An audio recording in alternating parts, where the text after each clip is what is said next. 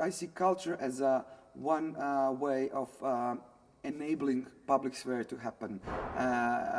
Cultural actions as a platforms for communication, for gathering people together, be it just to be there and to enjoy the art, to share this experience, to have this at the same time individual but also communal experience, which you don't have in many other places, and to provoke a critical thinking about where we are now and where we are heading for. Because we can notice everywhere, politicians today, they're not talking about the visions of the future. It's like, this is, you know, the best, this is the thesis of Fukuyama, it's the end of the history, this is the best what we can get. And it's kind of the atmosphere in the society, especially in those on power, as one of the philosophers said, it's easiest for us to think of to imagine the end of the world than to imagine the end of the capitalism. And I think this has a lot to do with the declining of the public sphere and this connection between those in power and the citizens and a constant debate about our visions of future. And I think that culture can really give us some directions and some space, actually, that cultural actions, artistic actions, could provide a space for citizens to get together and to start, at least, to imagine and then to act towards this different vision of better societies. How is our city developed? Who is deciding about the city? In whose interest is the city going? What about our public spaces? There are some developers in the capital, they're taken from us. Why? On which reasoning? And really then you have, for example, the story with this initiative, Right to the City, where the different cultural associations, youth associations and environmental associations are having a campaign and gathering of the citizens and protesting for years now on one particular spot in the city of Zagreb.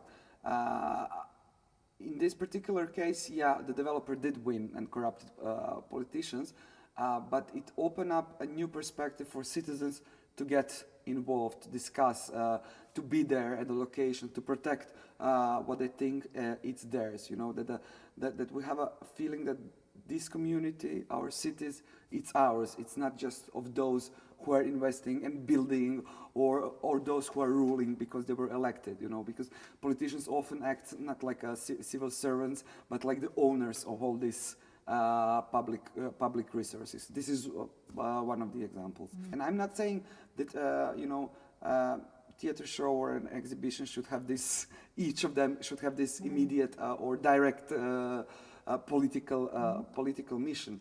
But I do think that that the people in arts sector cannot think that it's just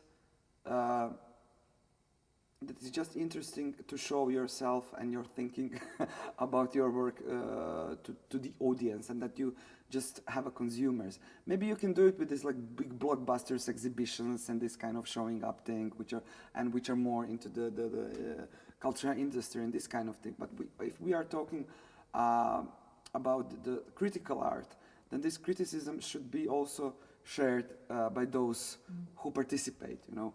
For example, I think the great example is this Belgrade group Škart, who are present here, who worked really with different people from different societies. They didn't become social workers. They are still artists. This is still art. They are not always, you know, putting just the really poetical in many of their works. It's not that they're just declaring some position and so on.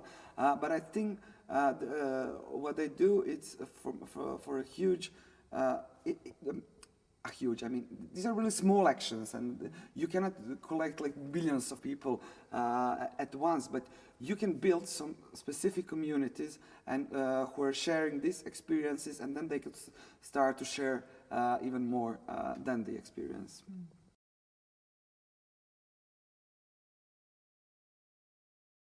This is really important, and for me it's important to at least try to follow on a more practical level where the European cultural policies are going to, and I mean different states' cultural policies, and it's really important for me to follow all these informations, and because they scare me a bit, and I need to what is happening now, not only in culture, for example, now it's where everybody talks about Great Britain and how the public funds were cut, and it's not just about the culture but also the education, and I think this is the one of the most scary thing that happens, that we are cutting away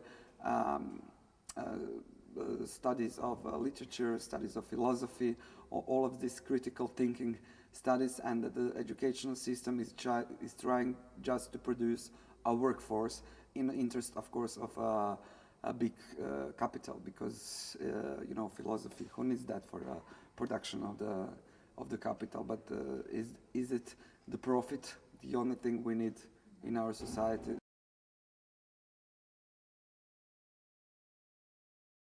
Independent cultural sector, which are civil society organizations, actually emerged from the anti-war campaigns and these kind of organizations, because they were really critical against this direction at a symbolic level within the cultural sector and at a political level. You know, all the people involved, that they were like persona non grata from the side of politics then. This happened in Serbia, this happened in Bosnia, this happened in Croatia, and all these initiatives were actually born, you know, grassroots born, and they were supported by the Soros Foundation Open Society Institute, you know. And this background, it's still very important to have, because you can see in the independent sector that it has a much more critical position towards the cultural system itself, but towards society in general. Institutions are, you know, they feel so good where they are, and they are, you know, completely silent, you know.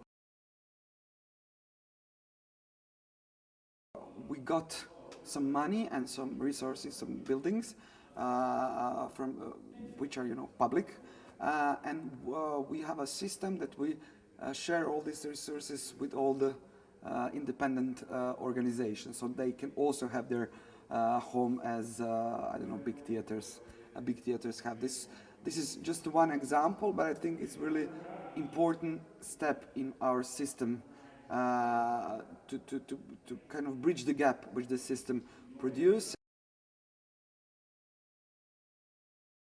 I'm optimistic for the culture in the future, with one condition, that culture operators and artists also become more and more active citizens, and to take care not just about their interest, because it is also in their interest to keep culture living, you know, but to